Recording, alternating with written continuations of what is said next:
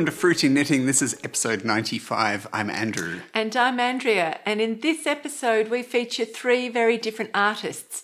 But they do have one thing in common, and that's their love of colour and their dedication to exploring and playing with all of its possibilities.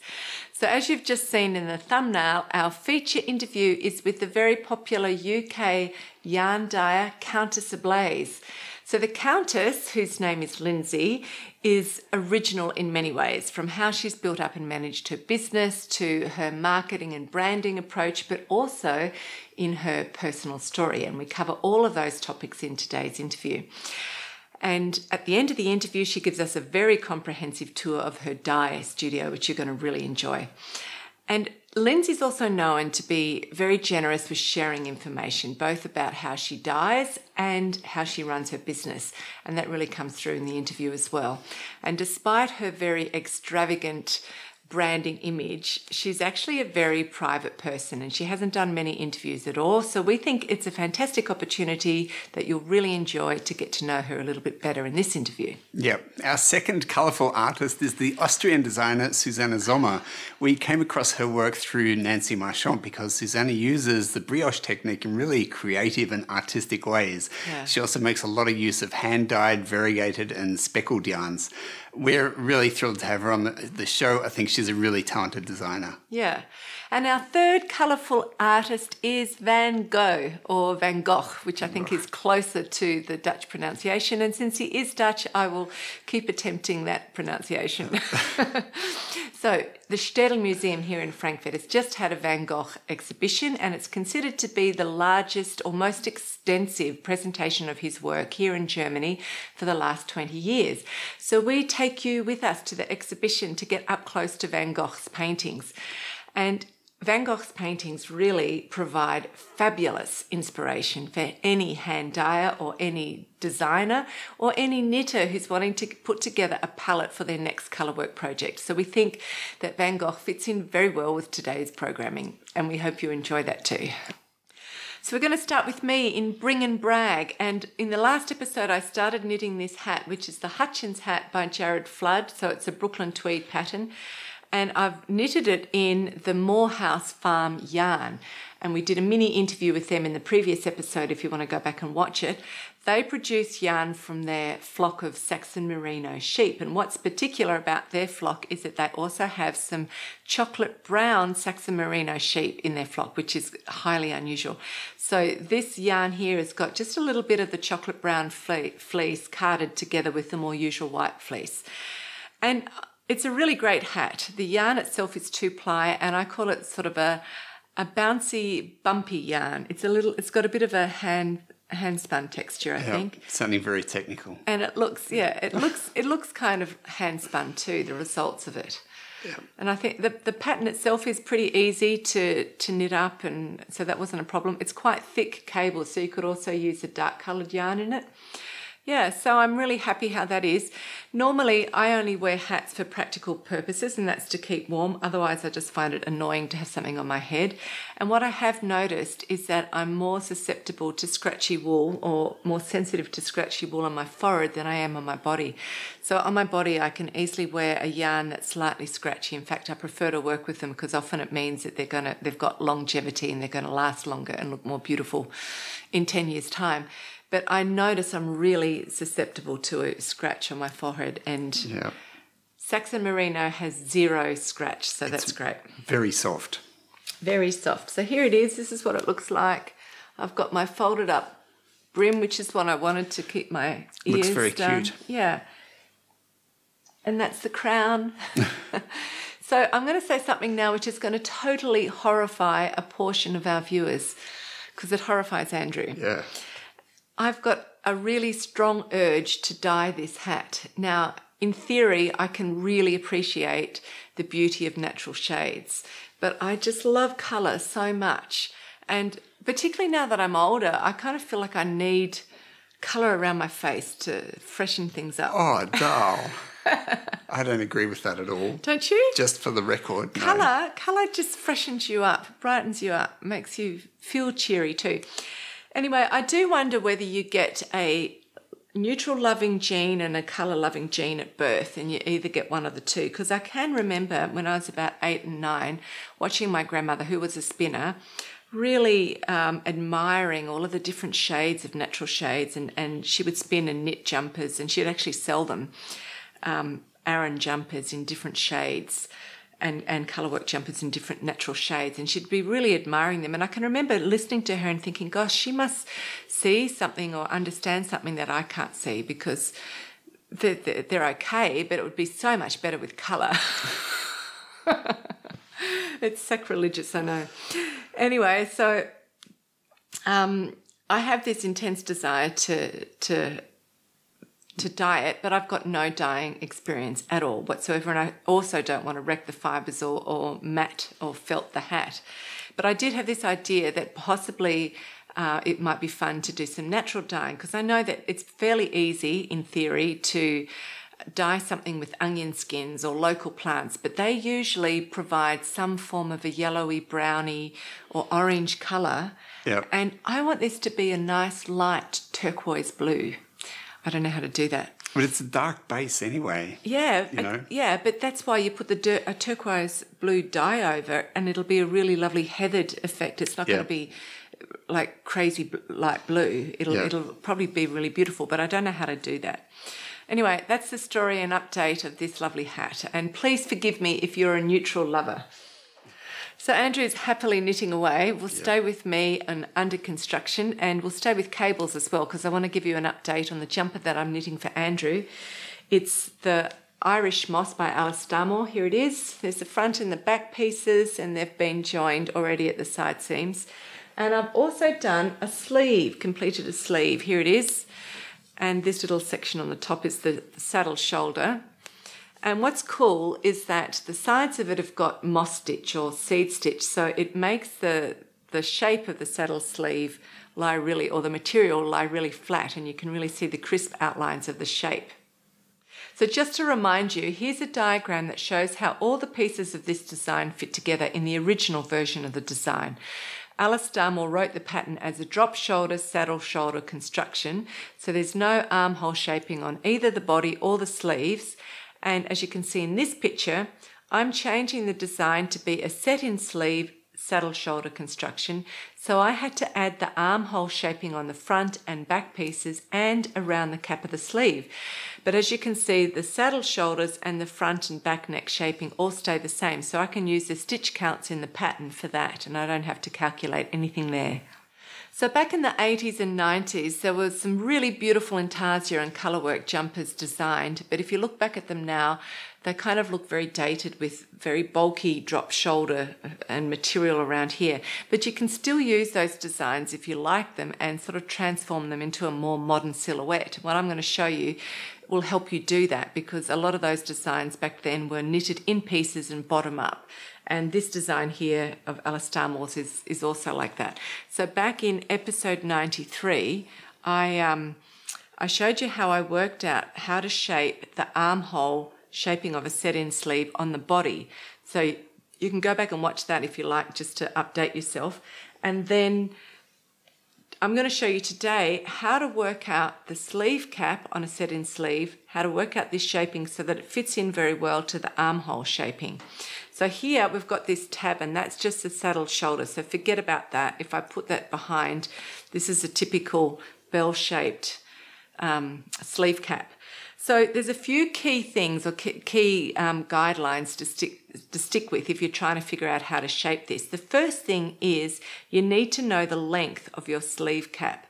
And the length of your sleeve cap, which is going to go from here to here, is going to be somewhere between 5 and 10 centimetres or 2 and 4 inches shorter than the depth of your armhole shaping on your body. So this may not look like that here, so I want to tell you straight off, this is not going to be the shoulder seam. Because it's got a saddle shoulder, we're actually going to add on 3 extra centimetres height to this armhole. So first of all, you need to know how deep your armhole is. And then this has to be between 5 and 10 centimetres or 2 and 4 inches. Now, if your bust is larger than 48 inches, then your sleeve cap is going to be closer to 10 centimetres or 4 inches shorter than the depth of your armhole shaping. If you're pretty flat-chested and quite petite, your sleeve cap is going to be closer to 2 inches or 5 centimetres shorter than the depth of the armhole. Now, Andrew doesn't have a large bust, but he's not particularly petite because this is a female design. So for a female, he's not petite. So I'm giving him 7 centimetres. So thanks, Dal. So his armhole depth is 24 centimetres. That means his cap length is going to be 17 centimetres. So that's the very first thing you need to figure out. And that's what I've showed you. So okay, now hold here for me. So the next thing you need to figure out is, you can see how this is a lovely bell shape, the top of the cap. You need to figure out how wide your final bind-off is going to be. And the final bind-off is going to be a quarter or less of the width of the upper sleeve. So the upper sleeve on this sleeve here is 38 centimetres. That means my final bind-off is going to be roughly 9 centimetres. So that's the next calculation you need to do. Then you need to hold this up again. Your initial bind-off here has to match exactly the initial bind-off on the underarm shaping of the body. So I cast off 4 stitches, then 3 stitches, then 1 stitch, every alternate row 3 times. And I did exactly that there. So these two have to match exactly. Then, if you put this down here, hold that there and here, you have to figure out this top slope curving. So what you want to do is you want to decrease 2.5 centimetres or 1 inch, roughly that, either side of the final bind off. So you want to take off that width, and you want to do it over a length of 1/4 inch or 1.5 centimetres, and you use your stitch count for the width measurements and your row count for the length measurements. And so you figure out that calculation here at the top, because that's the most sharpest decrease, and that leaves you with the main bit of knitting, which is this gentle curve here on the bell, this bit here. So how you figure that out is you take your stitch count for the widest part of the sleeve here, you subtract all the stitches that you used in the initial bind off and the final bind off and that top bit of shaping, so that'll give you a stitch count number. Then you take your row count for the length of your sleeve cap. Now for Andrew, it was 17 centimetres, and that translated as a roughly, I can't remember, but something like 52 rows. So you take that row count, you take off how many rows you used up in this initial bind off and this top slope bind off, and the row count and the stitch count that you're left with will give you the ratio of how to decrease this middle section here.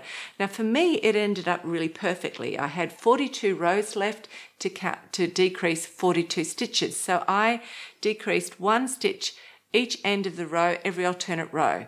And that's how I did this slope. Now, if yours doesn't end as perfect as that, don't worry about it. You can fudge it. You might decrease 1 stitch at each end for every alternate row, and then have a break and do an extra row in between and put it in. You can fudge that kind of thing, but basically you want the slope to be gradual like that. So that's how you do it.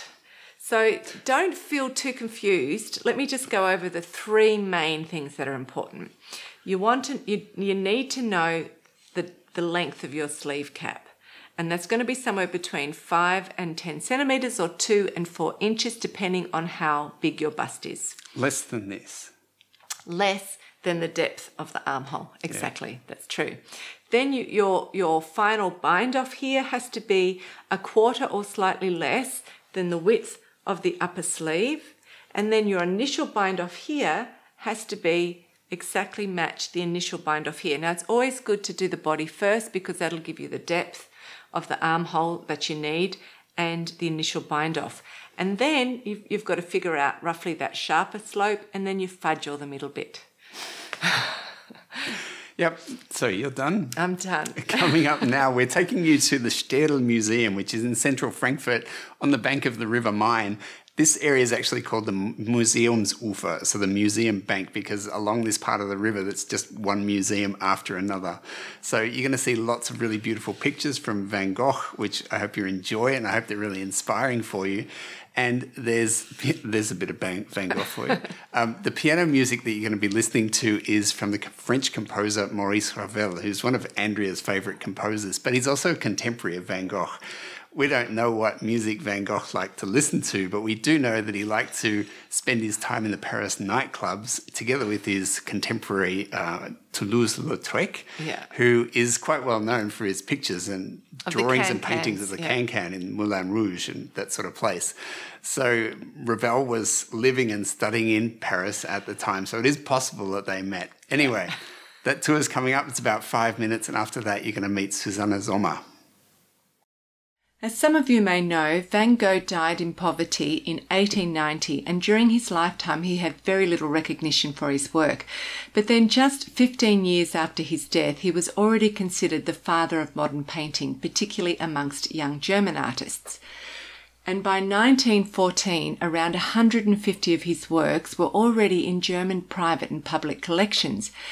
And one of the main collectors was the Städel Museum in Frankfurt, which is this one here that we're visiting. So this present exhibition focuses on Van Gogh's posthumous rise to fame, which happened very quickly after his death, and the exhibition shows how he became the most important influencer on German modern art. The exhibition has 50 of Van Gogh's paintings from all phases of his artistic work, and alongside it are also 70 works by other German artists who were directly influenced by him. And people are saying that it's one of the very best exhibitions of Van Gogh's work for at least 20 years, so we thought that many of you would really appreciate coming along and seeing some of it.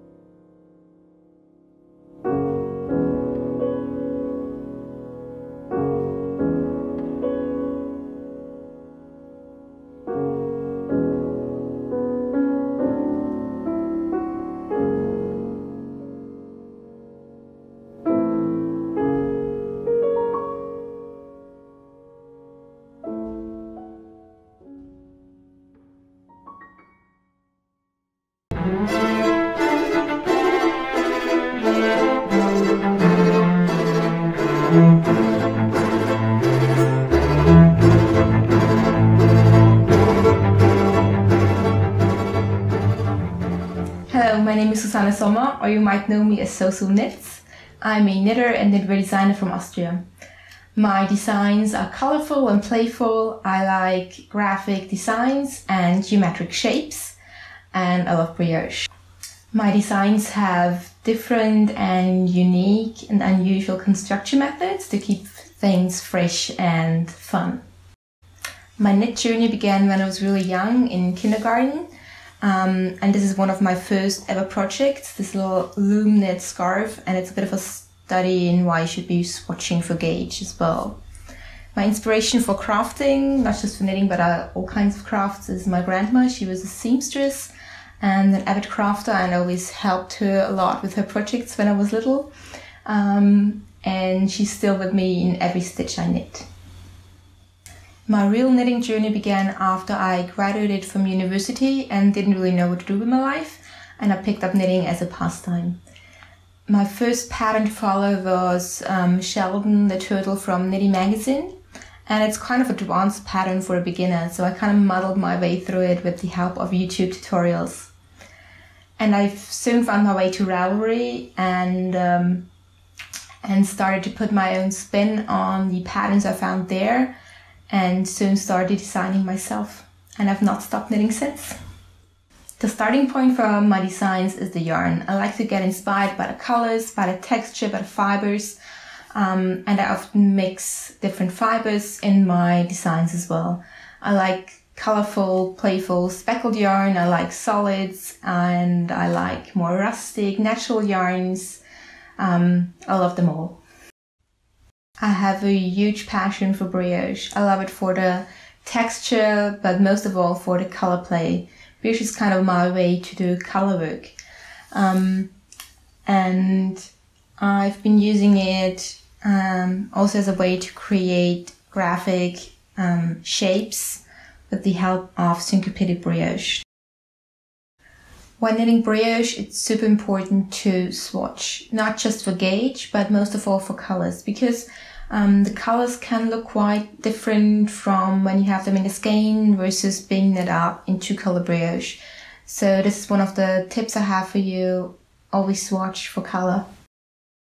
Another design of mine I'd like to share with you is the Slice of Light shawl. It's also mixing different fibers and textures, with the white mohair rib at the main part of the shawl and some brioche and garter short rows at the edge. And as most of my shawls, it also has an I-cord edge for a clean and neat finish. This design is also very dear to me because with the help of all the knitters who've bought the pattern, we've been able to collect over 5,000 euros for ovarian cancer research. And as a survivor myself, this is very, very close to my heart. My garment designs are not quite as colorful as my accessories. I like to mix a colorful and bright shawl with a more minimalist garment underneath. So my sweater designs are also have a bit of a more minimalist, cleaner look to them. They're all kind of a relaxed fit and very wearable, I think. I love a sideways construction for sweaters. This is one of my first ones. That's the Pellet Cleanser sweater. And it started in the center and knit out towards the sleeves. The sweater that I'm wearing and that you also see in the back here is called the Gridline sweater for the slip stitch design. And it's also a sideways modular construction. And this one is especially fun because it has a mix and match sizing. So you can decide which length and circumference and also neck line you want, and just put together the sweater that you like. So I'm wearing a cropped version, and in the back here is the same size but with a longer finish. When we look into my project bag, you'll find an almost finished sideways sweater. It has a sideways ribbed pattern and it's hopefully out soon because it's almost there. Now that you've seen my shawls and my sweaters, it's time I show you something that is kind of in between. It's a shawl with sleeves.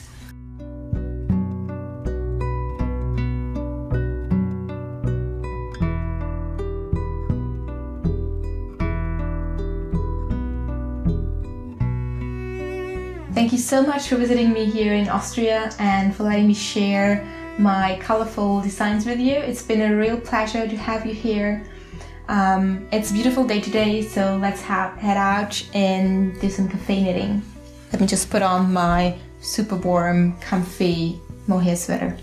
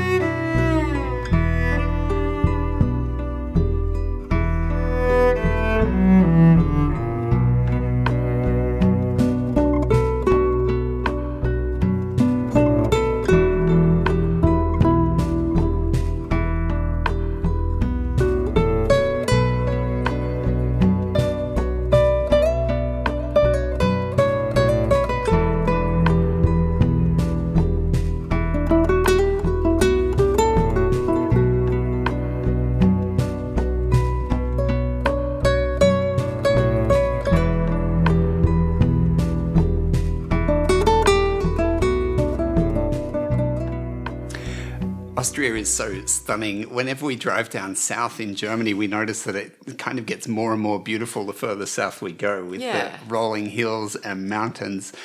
Susanna had some beautiful scenes there, and I particularly liked her out and about knitting in the very good company of her very cute Frenchy bulldog there.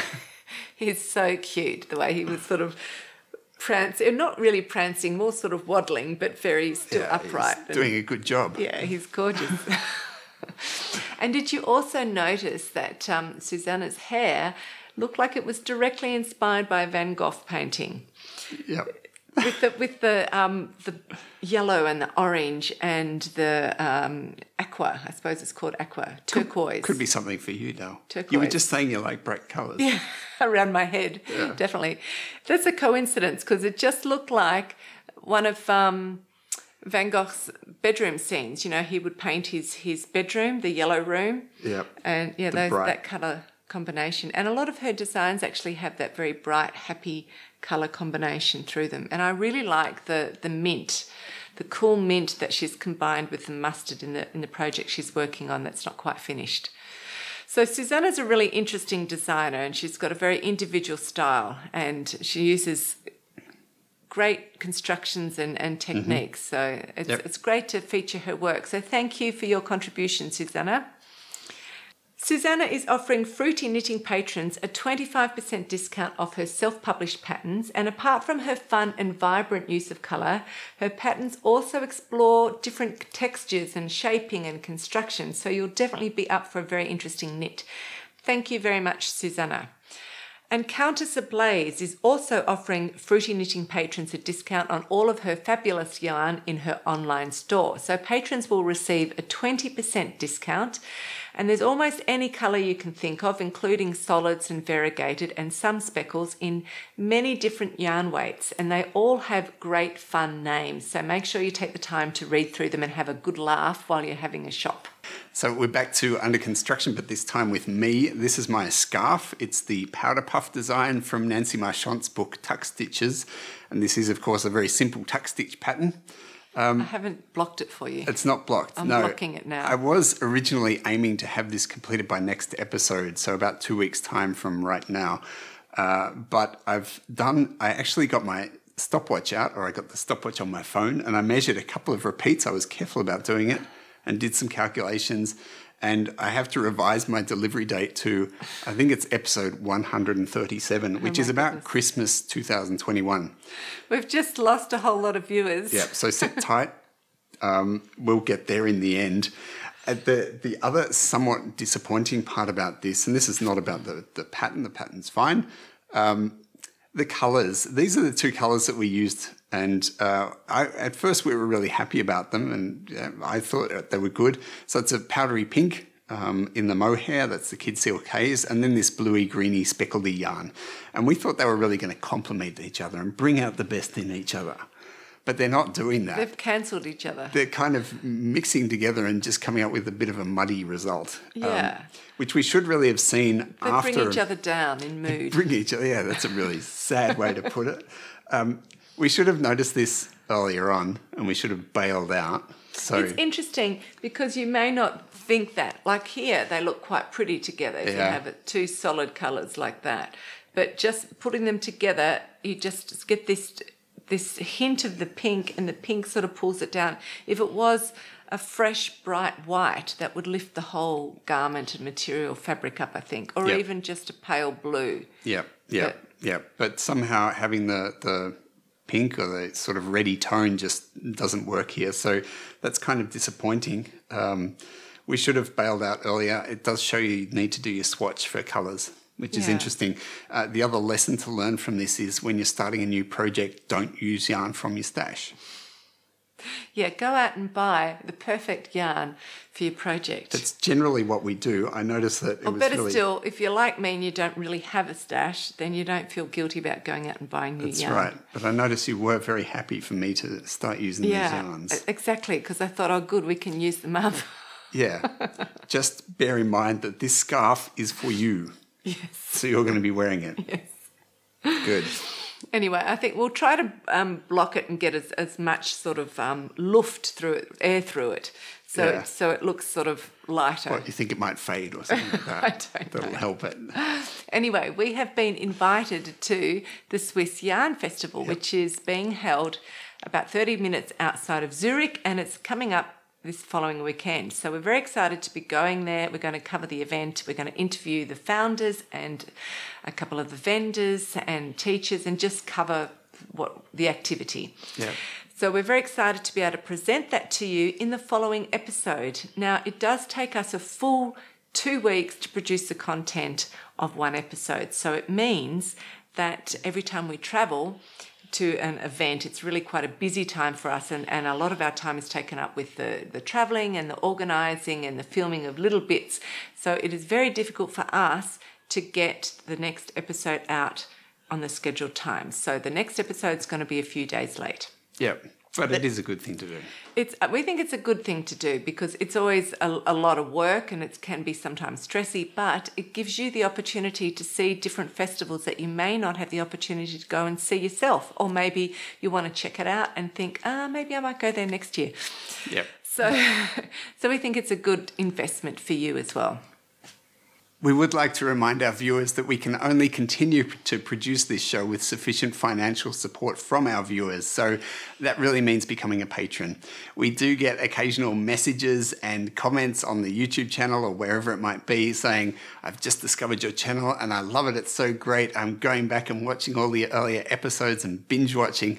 And that's really great. And we hope you are enjoying it. But we do have to point out all of those episodes, they're the result of literally thousands of hours of work. And we do need to be fairly financially compensated for that. So that means becoming a patron. It's really easy. It only takes a very small amount each month and you're making your contribution. So please do that if you are watching the show.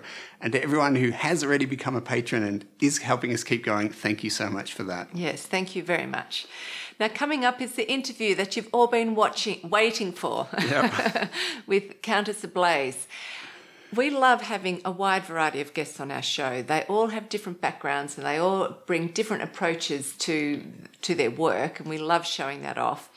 And as you'll see in the interview, the Countess, Lindsay, is very intelligent and articulate, but she's come from a very challenging background and she shares some aspects of her life story which are very personal with us. And I think it's a very interesting interview because some great insights come out that can be really uplifting and inspiring to all of us as individuals in our own life. Yeah. So enjoy the interview and we will see you in 2 weeks and a bit very soon. Yep. Thanks for being with us today. Bye. Bye.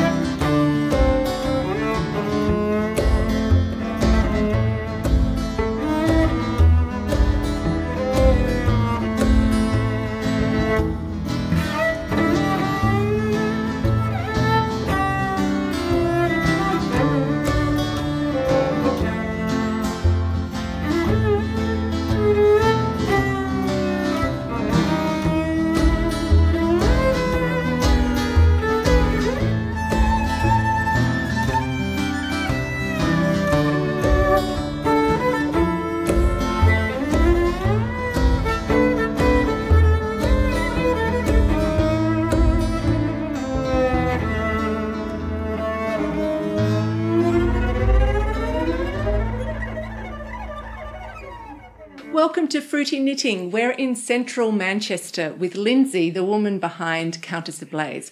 We're in her 3-story dye studio and shop, which is not at all like a traditional yarn store. You'll only get Countess Ablaze yarns here.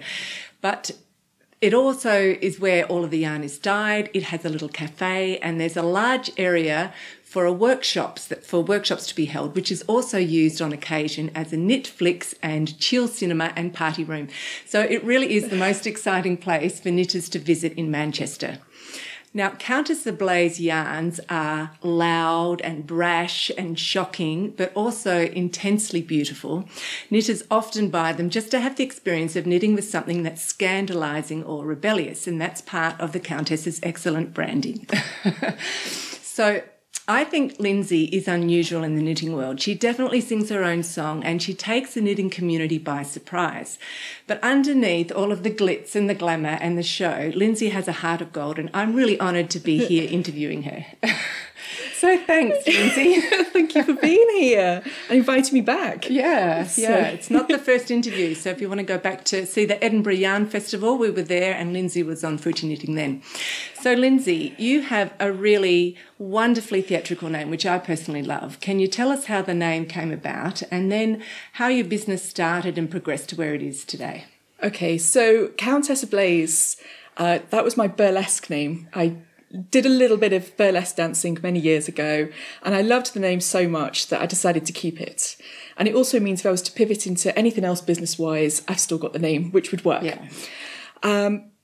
I started this business in November 2011, so 8 years ago, at my kitchen sink. I didn't even tell my husband that I'd started a business because lack of confidence, didn't want to visibly fail, and I had to fess up because I caught the attention of Amy Singer of Knitty.com, and I thought I better tell him.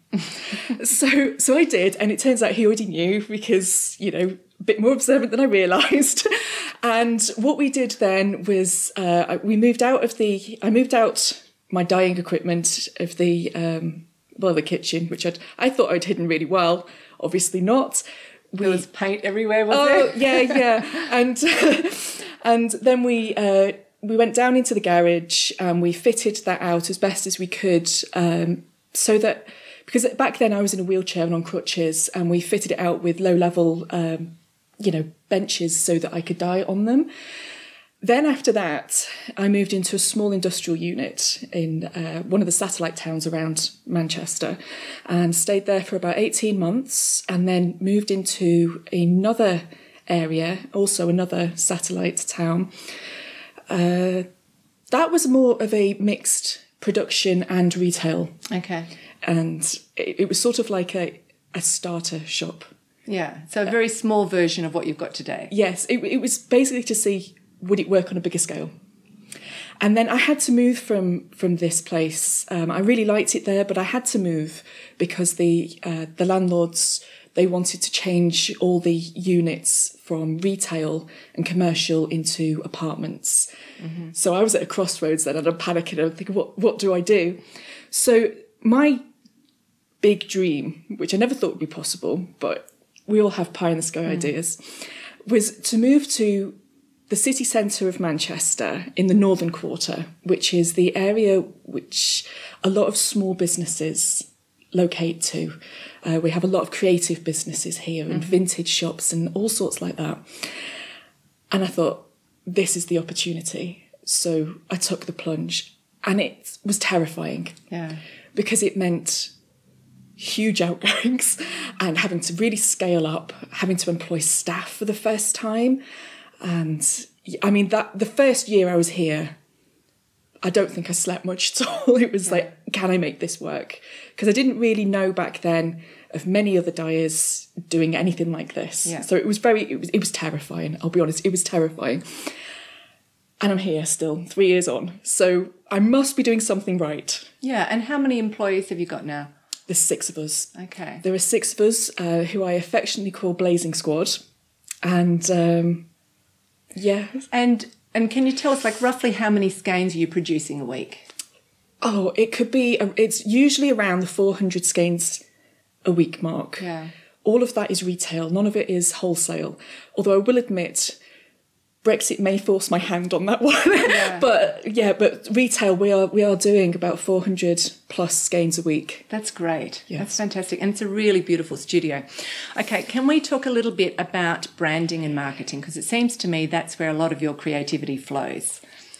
So I think personally that it is really important for a business, especially a small business, to stand for something, but also to be able to effectively communicate that. Yeah. So for us, our tagline is colours to fuel your rebellion. So our yarns and the way we market is never going to appeal to everybody, and that's okay.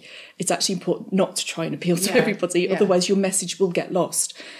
So for us, we are attracting people who are looking for something more subversive. They might be interested in subcultures, or they're after something a bit more on the nose, especially politically. So one of the things that we do is rebel batches. But before I get to that, I'm going to tell you that I do actually teach workshops, and I've taught a couple of workshops so far about branding and marketing.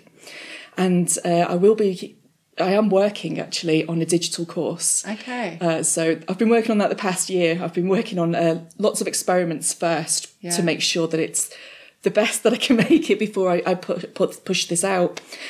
And I also have mentored quite a number of people too.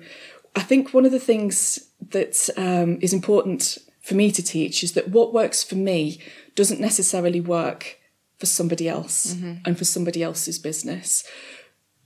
But if you have that confidence to try something different, you don't have to do what everybody else is always doing. Absolutely. And that can really just change the people's perception of your business. So yes, that's what I have been doing in terms of teaching. Yeah. So one of the things that we do very, very differently here is rebel batches. We dye very, very few repeatable colourways, which is very unusual for a hand dyer. Okay. So a rebel batch for us is a monthly self-contained collection of yarns with a theme. The themes we choose, they're not going to be like Harry Potter or anything like that. They're themes that people would not touch with a barge pole. Like controversial television shows or politics and social issues. And even one recently that we did was called Squad Secrets, because to me, I think if you're a small business with a team, it's really important that team is visible. I don't want to take all the credit for all the work we do here. Yeah. And it keeps them engaged. Absolutely. And it means we have fun as well. So Squad Secrets, what we did with that is all the colourways were named after one of our secrets. And they were very silly secrets. So, this one here is My Dad is Famous. This was Hayden's. His dad actually is famous. Oh. And this one was I accidentally ordered crotchless knickers to work. That was me. I did think they had a crotch. So, and then another one here. This was Jam. And it was, I once threw away my driving licence in a McDonald's bag.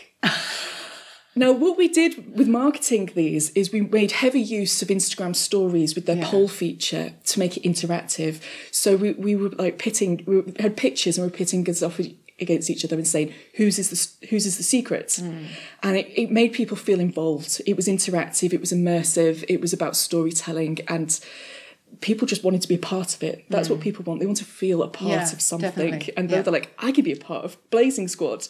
And that worked brilliantly for us. Another rebel batch we did recently this year is fake metal bands.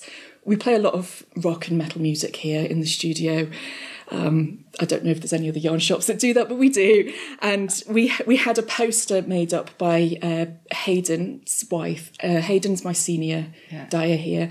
And it was to mimic a meme of a Finnish park ranger's job is to find metal bands lost in forests, because they have a very high quota of metal bands.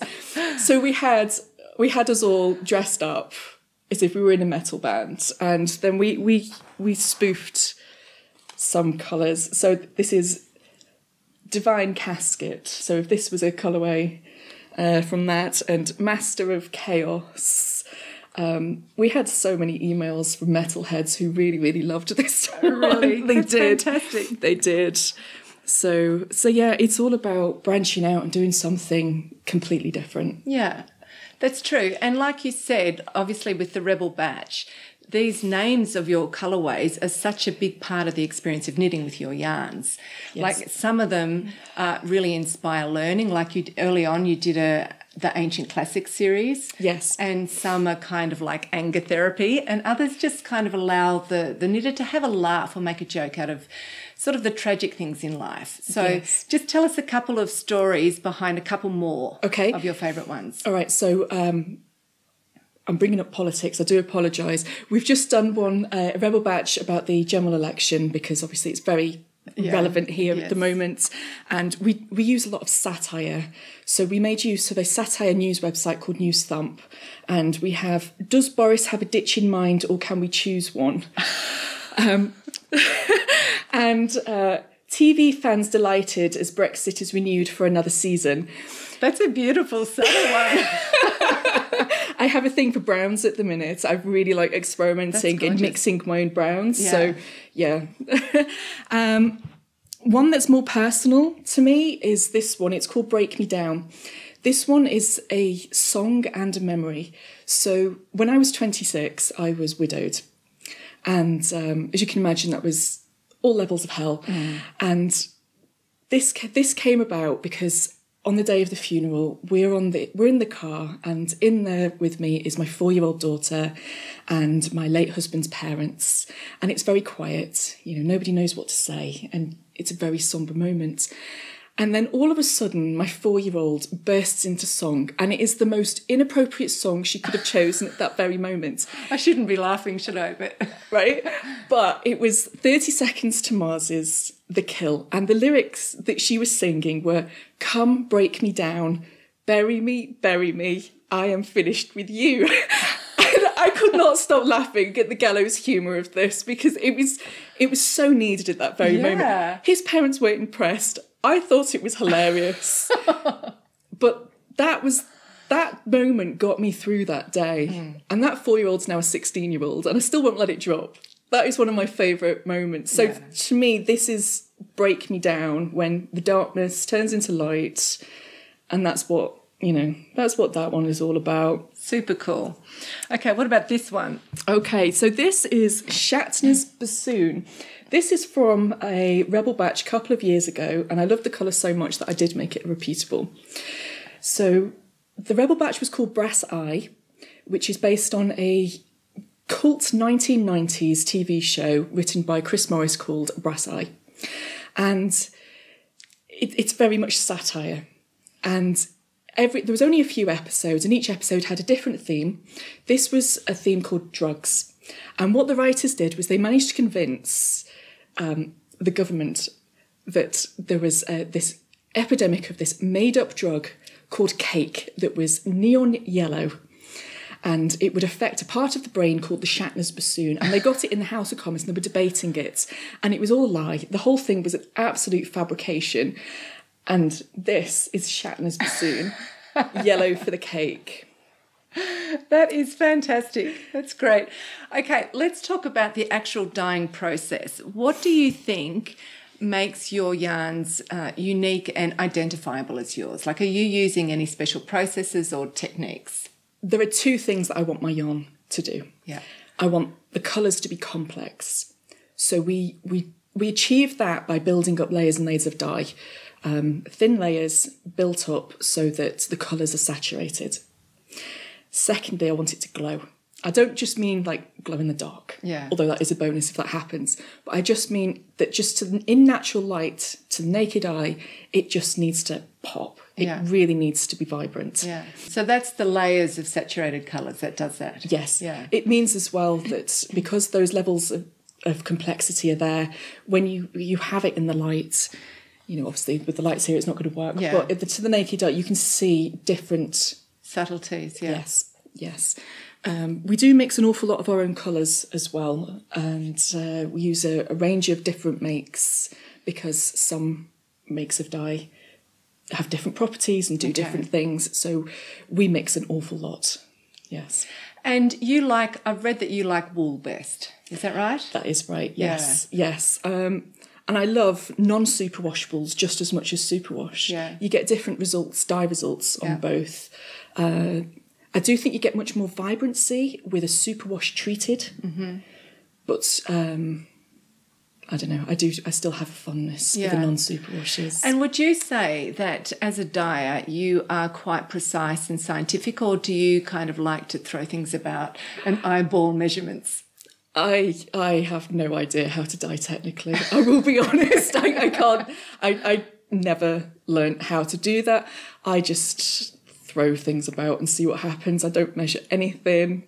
So what about, I can imagine that works on the Rebel batches, but what about the repeatable colourways? Does the team do that? Oh, I do those. You do those? I do those. Okay. I've not taught how to do them simply because I eyeball everything and I've not worked out how to transfer that across to so teach. maybe you're actually quite exact with your eyeball measurements. Mostly, yes. Wow. Yeah, but again, this is why we have so few repeatable colourways and we focus more on the Rebel batches because then you can just... we can just play and experiment and it's great fun. Okay. So how do you evolve as a dyer once you've learned all of the basics? Like, for example, could you look to the other arts just to get inspiration on how to develop a new effect or a new technique? What do you do to keep evolving? Well, it's so much easier to get into dyeing now than it was when I was learning years ago. I've got 2 resources that I'd like to share. Yeah. If anybody does want to get into dyeing. Felicia Lowe of Sweet Georgia Yarns has a cracking book, really, really good book. Also, Nicole Frost of Frost Yarns. Yeah. She is a huge advocate for open source dyeing and she makes videos on YouTube, completely free, all dye processes. Yeah. Huge respect for both of them. Yeah. I personally, I tried from using books years ago. Everything was all about experimentation. And I think that with experimentation, because we're always experimenting and playing with the Rebel batches, it gives us a chance to always evolve and that it gives us the chance to fail. Yeah. Because I don't think you can evolve if you don't give yourself that chance to fail. And the good thing is with failed yarns is you can over dye it. Yeah. Unless you burn it or whatever, you can over dye it and still create something utterly beautiful. But I do look to other industries to see what they're doing. I particularly like looking at couture fashion and seeing what they're doing with colour and see how they're applying colour. And I like tech industries as well. I'm a huge advocate for open source technology and seeing what they're all doing as well. Right now I have 2 other members of my team who are dyers. My senior dyer is Hayden. His background is in fine art illustration and he came to me just for some business advice and I saw his portfolio and the way he uses colour was like, I have to employ this guy. It was... You have to snap him up. Yes, it was so in tune with what I was doing, but he's obviously been taught these things, whereas I haven't. And another person in our team who also dyes with us is Jam-Marie. She comes from a background of sustainable fashion and business, and she used to be so afraid of colour. Now, I always thought I didn't want to teach dyeing. I thought that I could do it all myself, which was a bit naive of me, given that we've got all this. Exactly. It's like, it's not going to happen. Especially if you want a holiday. Yeah. So Manchester College approached me asking if I would take an intern to teach dyeing because they really needed a place somewhere. So this is how Jam came to me. And I thought, well, I'll use this opportunity to teach others as well on the team. Now, Jam was really, really scared of colour. She just loves neutrals. She still loves her neutrals. If you buy a neutral from us, it's most likely that Jam has dyed it. And it absolutely filled my heart with joy, as corny as that sounds, when I went to her fashion show for end of college last year, and she had this jacket that she had made, and she'd hand painted it using skills that she had learnt here. That's fantastic. Yes, so wow. That was proud moment. Yeah. Well, it sounds like you've got really good employees from different backgrounds that can really bring in their experience and their perspective. That's great. Yes. Yeah. I try and... It's not that I go out of my way not to employ knitters, Yeah. but I think knitting is something that I can teach. Yeah. I look for what other skills they have Exactly. and attitude as well. We had to vote. Here you are, my light in the dark. You are the beating in my heart. That is not enough. Will I ever remain by your side?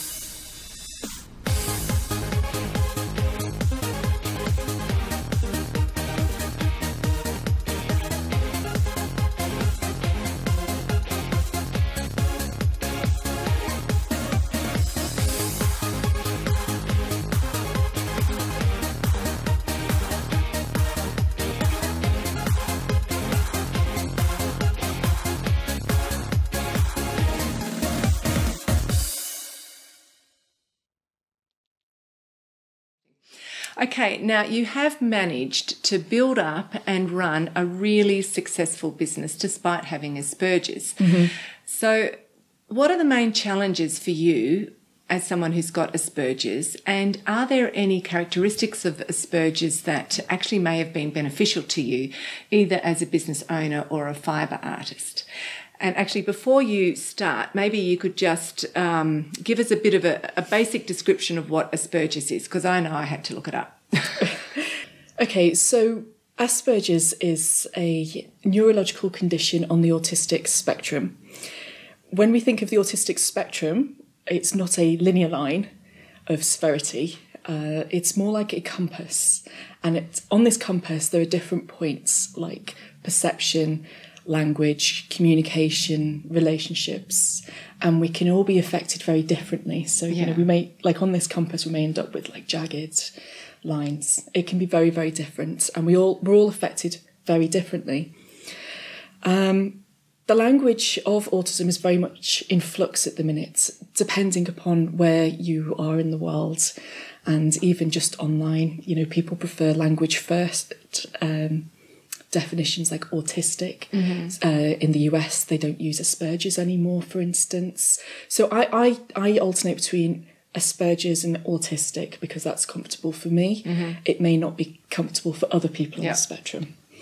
There are challenges. There are certain things that we really, really struggle with. Walls of text when writing. I can't necessarily cope with that. If somebody was to email in with this great big email, I'm like, I can't do that. What you could do instead is bullet points. Yeah. And be very direct, you know. This is very much a British way as well that I find, where the talk around the houses, it's called, where you just be direct with us and very, very straight up. Get to the point quickly. Yes, yeah, because otherwise I'm using brain power that you don't have. I don't have it, and I can't, you know, necessarily figure out what you're trying to say to me. Just say it. Yeah. And we're done, and it's fine. Other challenges are, in all honesty, I don't really have many friends because I find interactions incredibly difficult. Is it hard to read people? Oh, yes. Okay. Yes, I really struggle to read people. I really struggle to read people's intentions. There have been times where, because of that, I have been taken advantage of, whether intentionally or otherwise. Yeah. And it's just so difficult for me. And again, brain power and, so I get sort of keep myself to myself a lot. Yeah. It means industry-wise, I don't have many friends, you know. Whilst there's, I know that there's loads of dyers Facebook groups and there's lots of little, like, and everybody knows you. Yes, but I'm sort of here on my own, and you know, I have tried to interact a bit, and it was just, I just couldn't do it. I just couldn't. It's a lot of effort to know that you're communicating in the right way and receiving the right messages. Is that what you mean? Yes, absolutely. So how do you have employees? That's a challenge, right? Oh, yes. I mean, this has been one heck of a learning curve. This has probably been one of the most difficult things I've had to learn, how to manage people and how to be a leader with a small team. Some of my team are also on the spectrum, which I feel has helped. I haven't gone out of my way to employ people on the spectrum. They've sort of gravitated towards me. You haven't said help wanted, autistic, get first place. No. It's just in the interview process, they're the ones that I feel I could mesh with. Yeah. And they never came to me and said that they were autistic either. Yeah. They told me later on, and I was like, oh, okay. So yeah. It means that because of my lived experience of being on the spectrum, it means I can apply some of those techniques that I have learnt that are beneficial to me to make the experience of my staff on the spectrum better. So you can tell when they're overwhelmed, yes, and you can change the behaviour to help them. Yes, absolutely. So what do you do? What kind of things do you need to do when you see someone overwhelmed to make it easier? Send them somewhere quiet. So very, very recently, I've built a den, which I know sounds utterly childish, but it works for us because the way that I describe autism is intense world. Everything is intense. Communication's intense, and colours, scent, just everything is so intense and overwhelming that sometimes you just need to shut it off. So we have a den, and it is pitch black, and there is a night light in there if you want it. There is stimming toys as well. Sometimes just going in there and cooling off, shutting off the senses for a quick, 15 minutes is so helpful. Mm. You see, these figures are from 2016, if I remember rightly, but only 32% of people on the autistic spectrum in the UK are in paid employment. And I just don't think that's good enough because we have a lot of really good positive traits that we can bring to the workforce. But just, do small things for us. Give us instructions in bullet points. Don't overload us with too much. Have processes for, from beginning to end written out so we can... Yeah, so is writing clearer and easier than verbal instructions? Absolutely. Okay. Absolutely. You're less likely to misinterpret than you would with verbal. With verbal communication, not only is it, with face-to-face especially, it's the non-verbal cues as well that you also have to figure out. And sometimes the non-verbal cues don't necessarily match the verbal. Yeah, and then it's really confusing. That's like that for a typical person as well. So, absolutely. Okay, I get that. Now, what about the advantages? What does it give you that you think is an advantage? Well, some people might not see it as an advantage, but I can be really hyper-focused and really tunnel-visioned, which is obviously it probably makes me a bit of a workaholic, but it means I can block out distractions and I can just really get into something. Like when we do our Rebel batches, I get very immersed in what we're doing. Yeah. That I don't see the outside world. Yeah. So that can be an advantage in some ways. Definitely. Yeah. Absolutely. Yeah. The other thing as well is, which I will show you when I give you a tour later on, is that the way we have the studio set up, everything is in a logical place. That all the yarn bands are in exactly the same place. You can tell. So hyper efficient. Oh yes. We actually had this guy come in very recently, and he looked around and he had no idea about our backgrounds, about being on the spectrum. And he looked around and he said, "Is somebody here on the spectrum?"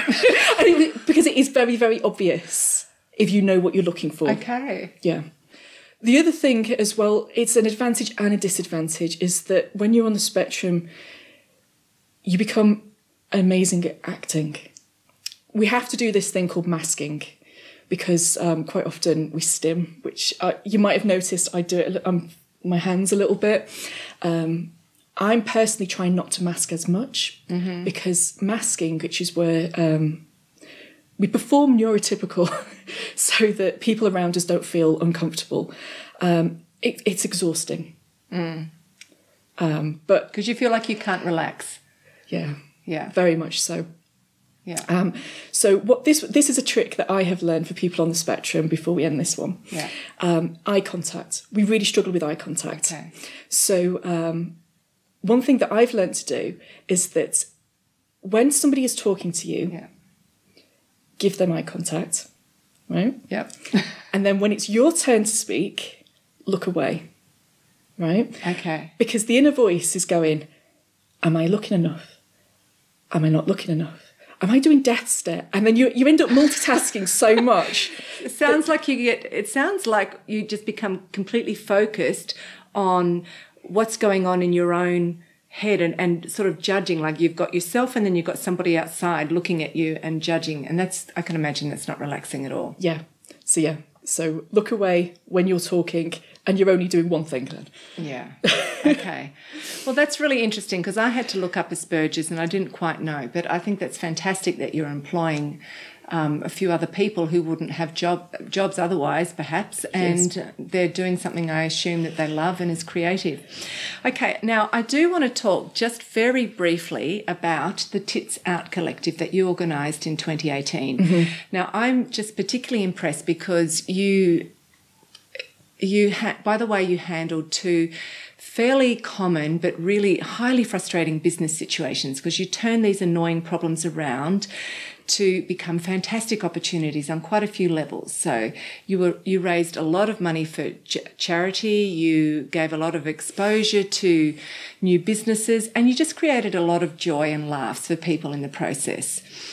So I know many of the viewers are very familiar with it, but just for those who aren't, can you just give a very brief summary about what happened? Okay, so this is a prime example of where my autism kicks in, because I didn't realise that there was a different way of doing it than the way that I did. Yeah. So, it started off, it's almost 2 years ago now, where a local business came in and asked me for quite a substantial amount of free stock and labour in exchange for exposure.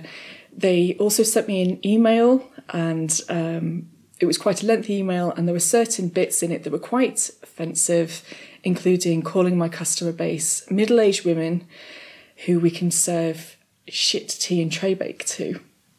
So I'm not standing for that. So what we did was we reacted by, we didn't name and shame, but we reacted by dyeing two colourways, one called shit tea and tray bake, and the other one was called If I Want Exposure, I'll Get My Tits Out. I can be quite on the nose, right. So we did that. We sold quite a lot, and £3 from each skein went to the domestic violence charity Women's Aid. And then shortly after that, one of the colourways was plagiarised, and it was then that I decided to open source the dye recipe, because I'm really big into open source technology and digital freedom. And I thought, well, this is one way to apply it to yarn. Mm-hmm. And it's really rare. I don't know of anybody else who's done this, correct me if I'm wrong, but I put out the recipe, very, very simple, and invited other businesses around the world to make their own versions of If I Want Exposure, I'll Get My Tits Out. I gave everybody 13 days to get themselves together.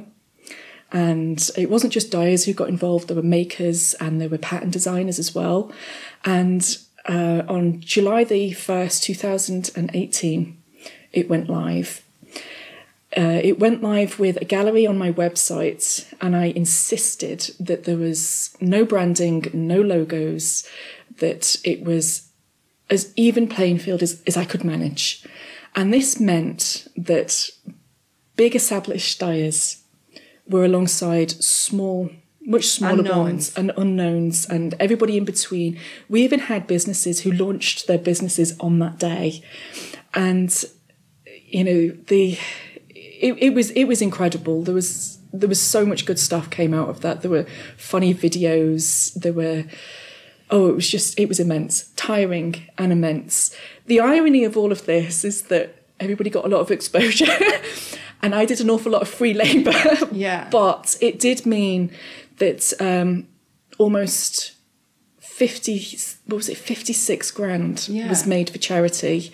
And I love the fact that you allowed everybody to pick their own charities, because that's what they're really passionate about.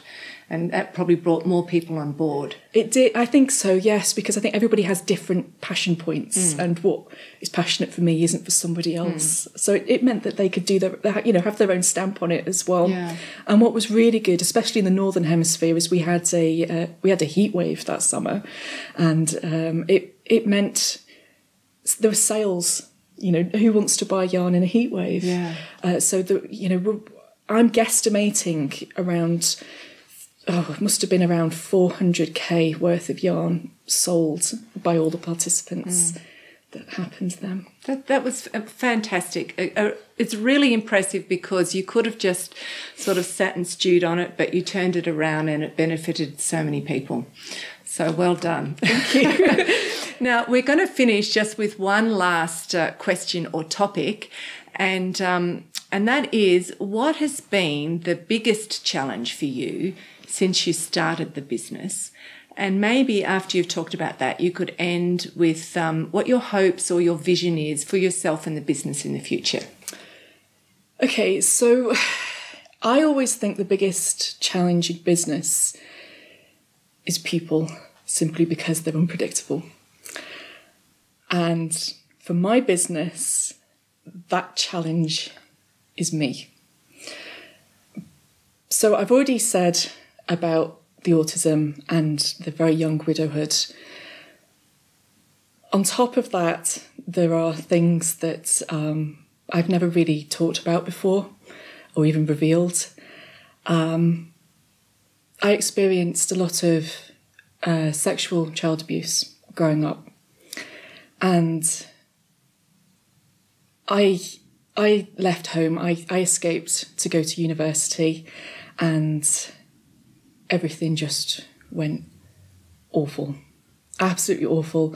I went completely off the rails, a lot of drugs, and to pay for it, because there was nobody to help me, I turned to sex work. So yeah, that's my work experience, before this. And because everything was so chaotic in my life, I then found myself in a psychiatric hospital, in and out for 4 years, with suspected bipolar disorder. And then I had my daughter young and married, and then was widowed. And everything was just chaos, absolute chaos. And when I was widowed, I thought to myself, I have to end this cycle, that I have to do something better with my life than continue this way. And it was towards the end of my stays in a psychiatric hospital that I learnt to knit. And, I don't want to say knitting saved me or anything like that, but it gave me a chance to be creative, and then in turn gave me the confidence to build a business. I just want my kid to see me as a role model, to know that you can go through some utterly horrendous things and somehow pick yourself up. It's why I don't like to see myself as a victim or even a survivor. It's just, I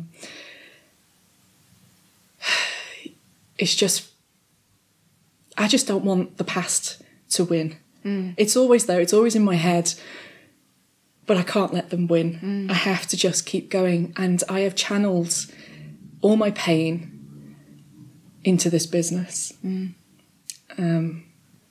so that's your biggest challenge, in a way, is dealing with that and keeping progressing and making something good. Yeah, absolutely. I'm in therapy. I've got an absolutely smashing therapist who keeps me going, which is great because,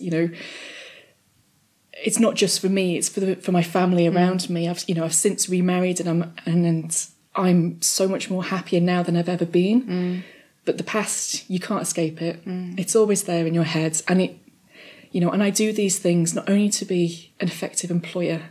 I don't want my staff being affected by my past, but also as a mother and as a wife. And yeah. Well, I think it's amazing. I think it's fantastic that you don't see yourself as a victim and a survivor, even though by everybody in the world's standards, obviously you were a victim, because if you have to go through that when you're a child and young adult, you haven't developed the emotional maturity yet to be able to blanket yourself or to process it. You're kind of there for the full dramatic effect of it. So you've definitely been a victim and you've definitely survived it, but you're obviously not letting it define you forever. And that's a fantastic thing. And I think that's a really great message for other people as well. Yes, that it is possible for a really bad start, and to even, you know, in young adulthood where I've made some awful decisions myself on the back of my upbringing, that it is still possible to change things and build something, you know, whatever that might be. But because of this, you know, my vision for the future is that I've built my business to be sustainable, and that's how I want it to continue. Yeah. I've got no interest in being the biggest yarn dyer ever or anything like that. I just want to be the absolute best at what I can do. Yeah. And on the back of that, I'm an accredited living wage employer, which means that my staff are paid very fairly for the work they do here. It is really important to me that my staff don't live in poverty, that they can actually afford to buy the yarns that we produce. Yeah. You know, I've lived in poverty, I've been homeless. I wouldn't want to force somebody else who is working for me to make these awful decisions. Or to have to work full-time but still not be able to live an okay life. Yes, absolutely. Yeah. So, you know, there are things that I can do in my business to, you know, help a small amount of people. On a larger scale, we also fund what are called Kiva loans. These are micro loans. And we choose textiles and arts and craft industries worldwide. These businesses tend not to have access to mainstream business credit. So it means that through a microloan that they can either start up or expand so that they can have some of the opportunities that, you know, I have and I've given myself as well. And we do a lot of charity work. Often it's raising money for things that have directly affected me. We've raised money for Winston's Wish, which is a British charity that raises money and gives support to children whose parents have died. Which, you know, when you've got a 4-year-old in that position, this is a charity that's utterly worthwhile and one that you hope you'd never need. Women's Aid, domestic violence, Mustard Tree, which is homelessness in Manchester as well. And Mind, which is a UK mental health charity. So quite a lot of the things that you've had help from, you're now returning help. That's absolutely. Fantastic, yeah. But yeah, my vision is just to keep going with what we're doing, stay sustainable, and basically to show my kid that whatever you go through in life, there may well be a way to turn it round. Good on you. Thank you. You're wonderful. If I can give you a hug, I'd love to give you a hug. I am so inspired by your story, and I think it's such a great story to tell people, because I can imagine that when you are feeling like your head is just above water and you're struggling the whole time, you really do want to look out and try to find examples of people who've had it just as hard as you but have turned it around. Because you don't want to hear a message of, well, you're done for, there's nothing you can do. You want to hear a message of, it is a possibility. Yes. And what you're saying is definitely that. So I think that's so inspiring for people, and thank you so much for sharing it. Thank you. It's been tremendously cool to have you on the Fruity Knitting. It's been amazing to be asked back. Thank you. Good. Now, we haven't actually quite finished here, because we are going to go upstairs and Lindsay's going to give us a whirlwind tour of her dye studio. But we'll say a quick goodbye now. Bye. Bye-bye.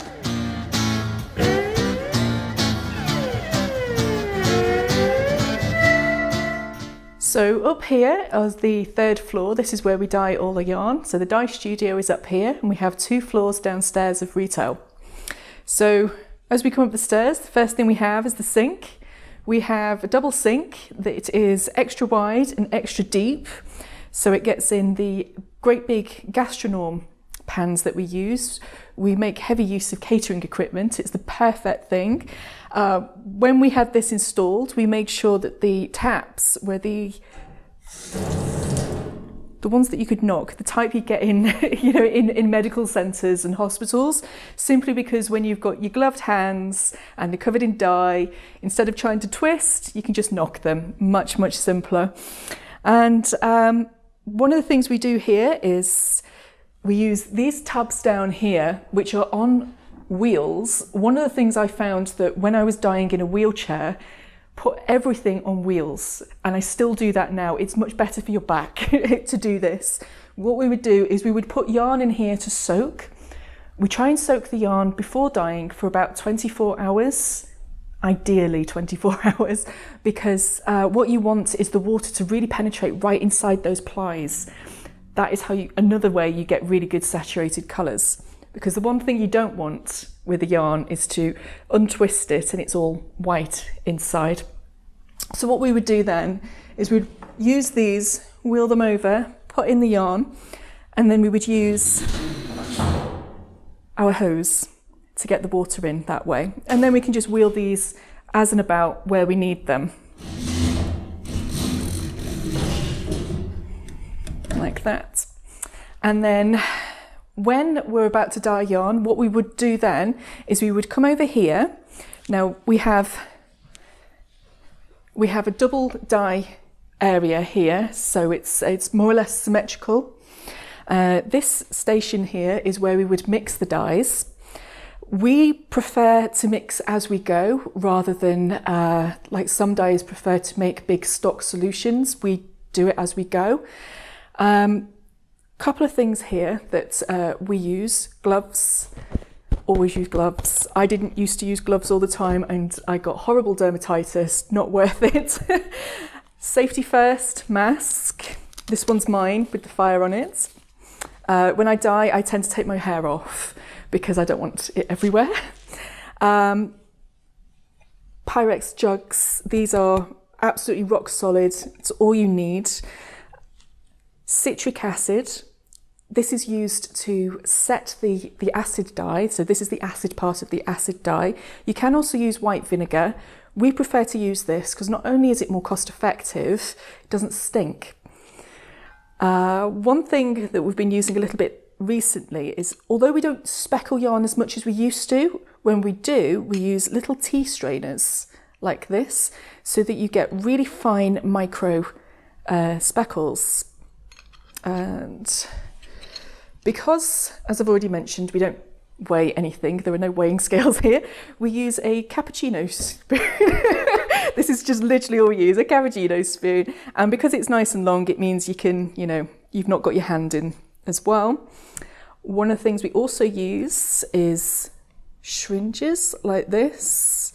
We don't really use it for the measurements. We use it to just splat the yarn, the dye on the yarn. That is really just it. All of these things are available anywhere. You can buy these to do this at home.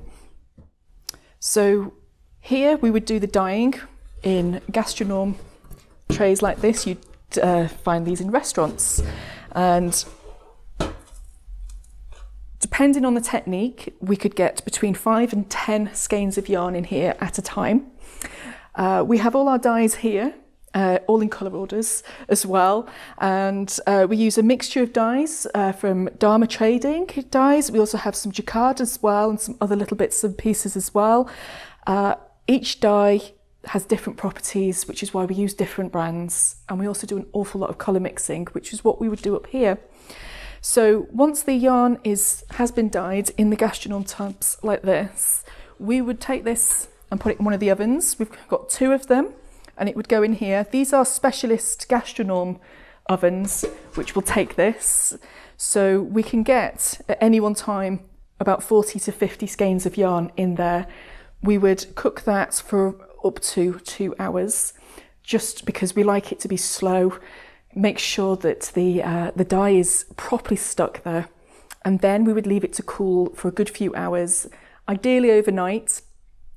And then we would go back to the sink, give it a wash. We would use washing up liquid, nothing fancy, just a little touch of washing up liquid is all you need. And then we would spin out the water, and then we would get ready to hang it. So this here is the newest addition to the dye studio. We call it Mega Shed. It's actually a market stall that we had custom built for us. And what we are using this for is a massive yarn drying rack. It is 3 meters across, over 2 meters wide. And on here, it means we can hang an awful lot of yarn. We can actually get even more on than we have right here. The reason why we had this built is because a couple of reasons. Firstly, we are thinking of pivoting into wholesale, and one of the things we were struggling with is the drying space. So this really does give us that, and because we have the added benefit of floor to ceiling windows up here with lots of natural light, it meant that we could really take advantage of that sunlight to get things dried much quicker. As well, we can use this if we were to have trunk shows and parties.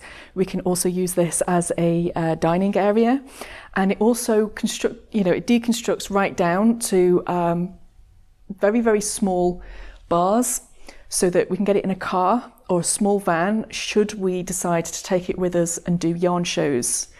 So it is very much a multi-purpose thing, but it is primarily for drying the yarn. So up here at the moment, the yarn we've got is for a festival we'll be at in February at Unravel. And yeah, we're going to leave this drying, and it shouldn't take more than 24 hours, even in the winter sun, to get this dried.